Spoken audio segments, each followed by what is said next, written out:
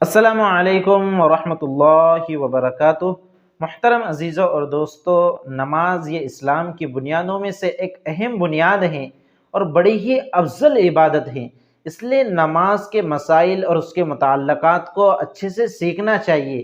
اگر ہمیں نماز کے مسائل معلوم نہیں ہیں تو ہم ان مسائل کو سیکھیں، کتابوں کا مطالعہ کریں جو معتبر کتابیں ہیں، یا پھر جو علماء کرام ہیں ان کے پاس بیٹھ کر نماز کے مسائل کو، اس میں پڑھی جانے والی چیزوں کو ہم اچھے سے سیکھنے کی کوشش کریں۔ اگر ہمیں پہلے سے آتا ہے تب بھی ہم کسی بڑے کے پاس جا کر ان چیزوں کی ہم درستگی اور اصلاح کی فکر کریں۔ بہت سارے مسائل ہیں نماز کے جو ہم لوگوں کو معلوم نہیں ہوتے۔ انہی میں سے ایک مسئلہ ہے کہ کبھی کبھار ایسا ہوتا ہے آدمی 2 رکعت 3 رکعت 4 رکعت والی نماز پڑھ رہا ہوتا ہے اور پہلی ہی رکعت میں بھول کر غلطی سے سورہ ناس پڑھ لیتا ہے۔ سورہ ناس جو کہ قرآن کریم کی بالکل ترتیب کے اعتبار سے آخری سورت ہے۔ اب اگر کسی نے آخری سورت پڑھ لی، سورہ ناس پہلی رکعت میں پڑھ لی، اب اس کی اگر 2 رکعت ہے تو دوسری رکعت میں کیا پڑھے، 3 رکعت ہے تو اخیر کی 2 رکعتوں میں کیا پڑھے، یا 4 رکعت ہیں تو اخیر کی 3 رکعت میں کیا پڑھے؟ تو یاد رکھیے کہ پہلی بات تو یہ ہے کہ جان بوجھ کر ترتیب کو بدلنا نہیں چاہیے، ترتیب کے خلاف نہیں کرنا چاہیے۔ لیکن اگر بھول کر ایسا ہو گیا تو پھر آپ نے اگر پہلی رکعت میں سورہ ناس پڑھ لی ہے تو بقیہ رکعتوں میں بھی آپ سورہ ناس ہی پڑھیں گے۔ جی ہاں، اگر آپ نے پہلی رکعت میں سورہ ناس پڑھی اور آپ کی 2 رکعت والی نماز کی نیت آپ نے باندھی ہے تو دوسری رکعت میں بھی سورہ ناس ہی پڑھیں گے۔ اگر 3 رکعت ہیں تو آخر کی 2 رکعتوں میں آپ سورہ ناس پڑھیں گے، اور اگر 4 رکعت والی نماز کی نیت باندھی ہے تو پھر 4 رکعت والی نماز میں آپ اخیر کی 3 رکعتوں میں سورہ ناس ہی پڑھیں گے، یعنی سورت کو مکرر پڑھیں گے۔ ایسا نہیں کریں گے کہ اگر غلطی سے سورہ ناس پڑھ لی تو اب دوسری رکعت میں سورہ فلق پڑھ رہے ہیں اور تیسری رکعت میں سورہ اخلاص پڑھ رہے ہیں۔ اس لیے کہ اس طرح سے ترتیب کو بدل دینا، ترتیب کے خلاف کرنا، یہ درست نہیں ہے۔ اس سے اچھا یہ ہے کہ ہم سورت کو مکرر پڑھیں، بار بار پڑھیں۔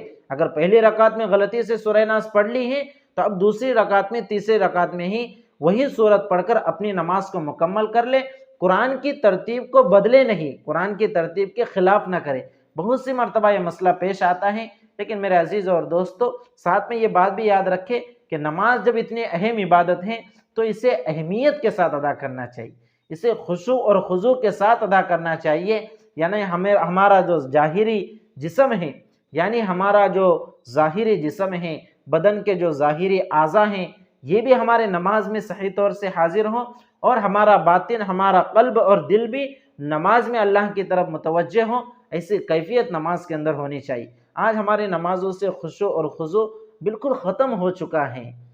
آج ہم نمازیں پڑھتے ہیں، پتہ نہیں چلتا کہ کون سی رکعت ہے یا کون سی نماز ہے، بسا اوقات ہم یہ بھی بھول جاتے ہیں۔ میرے عزیز اور دوستو، اللہ کے رسول صلی اللہ علیہ وسلم کے ایک مبارک حدیث ہے جس میں اللہ کے رسول صلی اللہ علیہ وسلم نے فرمایا تھا کہ قیامت سے پہلے سب سے پہلے میری امت سے جو چیز اٹھائی جائیں گی یہ نمازوں کا خشوع ہوگا۔ اور آج یقیناً یہ چیز امت سے اٹھتی جا رہی ہیں، ختم ہوتی جا رہی ہیں۔ خشوع اور خضوع کے ساتھ نمازیں پڑھنے والے بہت کم لوگ ملتے ہیں، ورنہ ہم جیسے گنہگار ہی ہیں جو صرف نمازوں کے وقت حاضر ہو کر صرف اپنے ہاتھوں کو اٹھا کر اپنے ظاہری اعضاء سے ہم رکوع سجدہ کر دیتے ہیں۔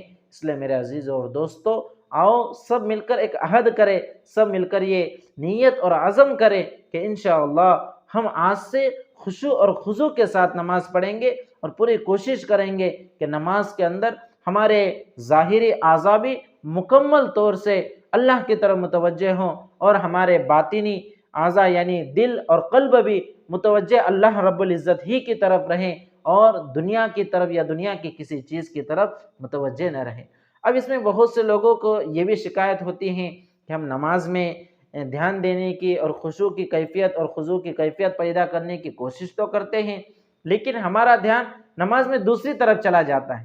جی ہاں، ایسے بھی بہت سے لوگ ہیں جو کوشش کرتے ہیں نماز خشوع اور خضوع کے ساتھ پڑھنے کی، لیکن پھر وہ دھیان بھٹک جاتا ہے، توجہ ہٹ جاتی ہے، تو پھر وہ پریشان ہو جاتے ہیں، میں کوشش کر رہا ہوں لیکن نماز میں خشوع اور خضوع پیدا نہیں ہو رہا ہے۔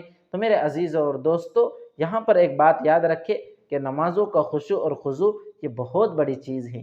یہ چیز ہمیں کسی اللہ والے کے پاس بیٹھ کر، کسی کے پاس सीख कर ये चीज़ हासिल होंगी, इसके बगैर ये चीज़ हासिल होना दुश्वार है, नामुमकिन तो नहीं है लेकिन दुश्वार है।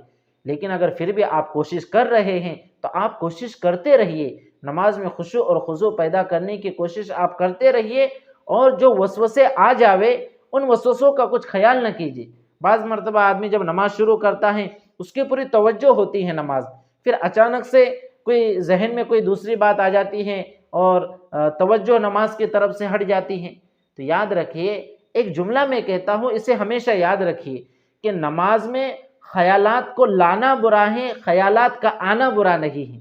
यानी मतलब ये है कि अगर हमारे जहन में हम खुशू और खुजू के साथ नमाज पढ़ रहे थे और कोई ख़याल जहन में आ गया, कोई ख़याल जहन में आ गया, हमारी तवज्जो हट गई, फिर अचानक से याद आ गया अरे हम तो नमाज़ पढ़ रहे हैं, तो फ़ौरन अपनी तवज्जो को हटाकर नमाज की तरफ मुतवज्जे हो जाएं और खुशू के साथ नमाज पढ़ें। ये है ख़याल का आना। और दूसरा है ख़यालात को लाना।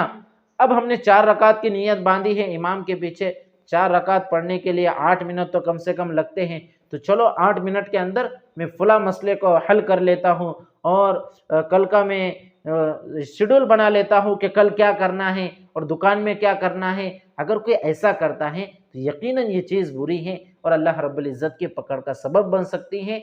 इसलिए मेरे अजीज़ों और दोस्तों, अगर ख़यालात आ जावे और जब याद आ जावे कि हम नमाज में हैं, फ़ौरन ख़यालात को छोड़कर नमाज की तरफ मुतवज्जे हो जावे। और अगर हम ख़यालात लाते हैं तो याद रखिए कि ये बहुत बुरी चीज़ है, इस चीज़ से एहतिराज़ करें, तौबा करे और खुशू और खुजू के साथ नमाज पढ़ने की तौफीक अल्लाह रब्बुल इज़्ज़त से मांगे। इंशाअल्लाह अल्लाह रब्बुल इज़्ज़त बड़े रहीम और करीम हैं, दुआ को कबूल करने वाले हैं, वो हमारी दुआ को कबूल फरमाएंगे और खुशू और खुजू की कैफियत हमारी नमाज़ों के अंदर भी पैदा फरमा देंगे। अल्लाह रब्बुल इज़्ज़त से दुआ है कि अल्लाह रब्बुल इज़्ज़त हम सबको, मुझको भी, आपको भी और तमाम उम्मत मुस्लिमा को नमाज की अहमियत समझ में आ जावे और नमाज व खुशू और खुजू के साथ पढ़ने वाले बन जावे, इसे फ़ैसले फरमाएँ और हर एक को पाबंदी के साथ नमाज पढ़ने की तौफीक अता फरमाएँ। वस्सलामु अलैकुम व रहमतुल्लाहि व बरकातुहू।